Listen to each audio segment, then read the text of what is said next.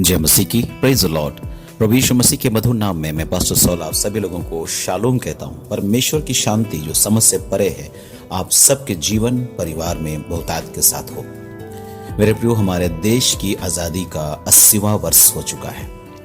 देश की आज़ादी के लिए कितने लोगों ने अपने जान की कुर्बानी दी, कितनी बहनें विधवा हो गई, कितने बच्चे अनाथ हो गए, कितने विधुर हो गए देश की आज़ादी के लिए, क्योंकि आज़ादी बलिदान मांगती है। बिना बलिदान आज़ादी संभव नहीं है। स्वतंत्रता जो है, आज़ादी जो है, वो हर कोई को पसंद है। कोई व्यक्ति बंधन में नहीं रहना चाहता। आप में से कोई भी ऐसा शख्स नहीं है जो बंधन में रहे, पिंजड़े में रहे, कैद में रहे, जंजीरों में रहे। बाइबल बताती है यदि तुम्हें सच्चाई पता हो तो तुम स्वतंत्र हो जाओगे। लिखा है यदि पुत्र तुम्हें स्वतंत्र करेगा तो सचमुच तुम स्वतंत्र हो जाओगे। तुम सत्य को जानोगे और सत्य तुम्हें स्वतंत्र करेगा। स्वतंत्रता जो है वो परमेश्वर की आशीष है। हम अपने देश की स्वतंत्रता के लिए परमेश्वर का धन्यवाद करें। स्वतंत्र राष्ट्र में हमें अपने विश्वास, सेवा और भलाई के कार्य करने का अवसर मिलता है। भजन संहिता 33:12 कहता है, क्या ही धन्य है वह जाति जिसका परमेश्वर यहोवा है। केवल बाहरी स्वतंत्रता पर्याप्त नहीं है। मनुष्य देश में स्वतंत्र होकर भी पाप, भय, नशे, लालच, घृणा, क्षमा न करने और गलत आदतों का दास हो सकता है।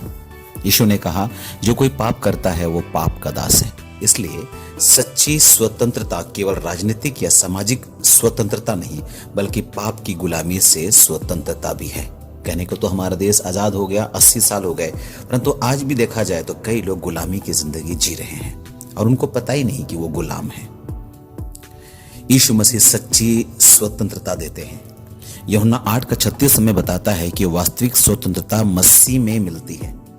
मसीह हमें पाप के अपराध से स्वतंत्र करते हैं, पाप की शक्ति से स्वतंत्र करते हैं, भय से स्वतंत्र करते हैं, क्षमा ना करने की जंजीरों से स्वतंत्र करते हैं, परमेश्वर के साथ मेल मिलाप कराते हैं।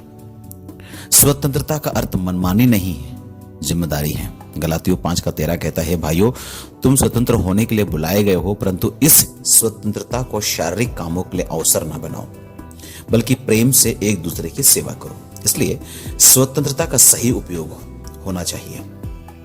और किस प्रकार उसका सही उपयोग हम लोग कर सकते हैं? प्रेम करने के द्वारा, सेवा करने के द्वारा, सत्य बोलने के द्वारा और देश के लिए भलाई करने के द्वारा। एक विश्वासी की जिम्मेदारी अपने देश के प्रति क्या है? बाइबल हमें अपने देश और शासकों के लिए प्रार्थना करना सिखाती है।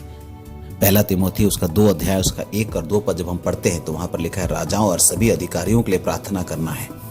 इस स्वतंत्रता दिवस पर हम प्रार्थना करें कि भारत में शांति बनी रहे, प्रार्थना करें कि न्याय स्थापित हो, प्रार्थना करें कि भ्रष्टाचार और हिंसा कम हो, प्रार्थना करें कि परिवार मजबूत हो, प्रार्थना करें कि युवा सही मार्ग पर चले, प्रार्थना करें देश के लोग परमेश्वर को जाने।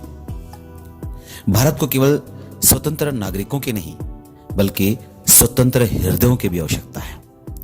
जिस स्वतंत्रता को मनुष्य ने राष्ट्र के लिए प्राप्त किया है उस स्वतंत्रता को मसीह हमारे जीवन के भीतर पूरा करते हैं। इसलिए सच्ची आजादी केवल एक सामाजिक और राजनीतिक आजादी नहीं होता है, परंतु हृदय की स्वतंत्रता। देश की स्वतंत्रता के लिए धन्यवाद और आत्मा की स्वतंत्रता के लिए यीशु को धन्यवाद। एक प्रार्थना हम इस देश के लिए करना चाहते हैं। हे हमारे स्वर्गीय पिता, हम अपने देश भारत के लिए आपका धन्यवाद करते हैं। आपने हमें स्वतंत्रता और शांति में रहने का अवसर दिया है। हम स्वतंत्र भारत में रहते हैं। हमारे देश के नेताओं को बुद्धि दें, देश में न्याय और शांति स्थापित करें, हमारे युवाओं को सही मार्ग दिखाएं, हमारे परिवारों और कलिसियाओं को मजबूत करें और सबसे बढ़कर हमारे देश के लोगों को पाप की गुलामी से निकालकर यीशु मसीह में मिलने वाली सच्ची आजादी, सच्ची स्वतंत्रता आप प्रदान करें। हमारे देश को आशीष दें और हमें अपने देश की सेवा करने वाला जीवन दें, यीशु मसीह के नाम में, आमीन।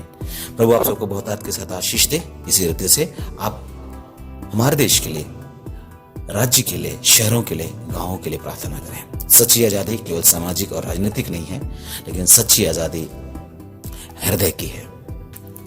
हृदय और मन जो बंधा हुआ है, लोग वहां से स्वतंत्र हो जाने पाए। प्रभु यीशु के नाम में आप सबको बहुतायत के साथ आशीष मिले। Thank you so much.